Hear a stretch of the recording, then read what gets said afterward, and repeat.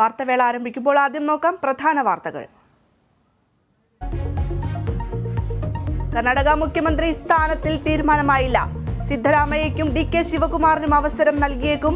കോൺഗ്രസ് നിയമസഭാ കക്ഷി യോഗം ഇന്ന് ബംഗളൂരുവിൽ. ജയനഗറിലെ റീകൗണ്ടിംഗിൽ BJPക്ക് വിജയം.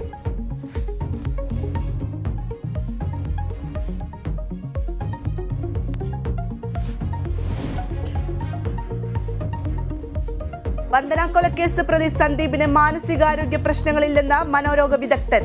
പേരൂർക്കട മാനസികാരോഗ്യ കേന്ദ്രത്തിലെ ഡോക്ടർ പോലീസിന് റിപ്പോർട്ട് നൽകി. നിയമോപദേശം തേടി പ്രതിയെ കസ്റ്റഡിയിൽ വാങ്ങാൻ ക്രൈംബ്രാഞ്ച്.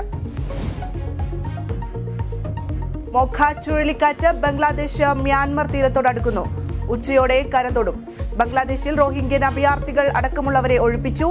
കാറ്റ് വീശുന്നത് മണിക്കൂറിൽ 220 കിലോമീറ്റർ വേഗതയിൽ.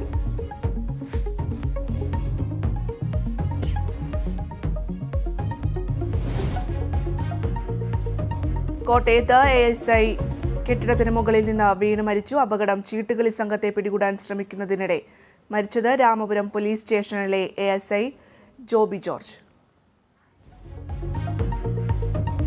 തുർക്കിയിൽ പ്രസിഡന്റ് തെരഞ്ഞെടുപ്പ് ഇന്ന്. എർദോഗനെ വീഴ്ത്താൻ ഒറ്റക്കെട്ടായി പ്രതിപക്ഷം. പ്രതിപക്ഷ സ്ഥാനാർത്ഥി കമാൽ കിലിച്ദാർലോ അധികാരത്തിലേറുമെന്നും സർവേ റിപ്പോർട്ട്. ഇന്ത്യൻ പ്രീമിയർ ലീഗിൽ ഇന്ന് 2 മത്സരങ്ങൾ. ആദ്യ മത്സരത്തിൽ രാജസ്ഥാൻ റോയൽസ് റോയൽ ചലഞ്ചേഴ്സ് ബംഗളൂരുവിനെ നേരിടും. ചെന്നൈ സൂപ്പർ കിങ്സിന് എതിരാളികൾ കൊൽക്കത്ത നൈറ്റ് റൈഡേഴ്സ്.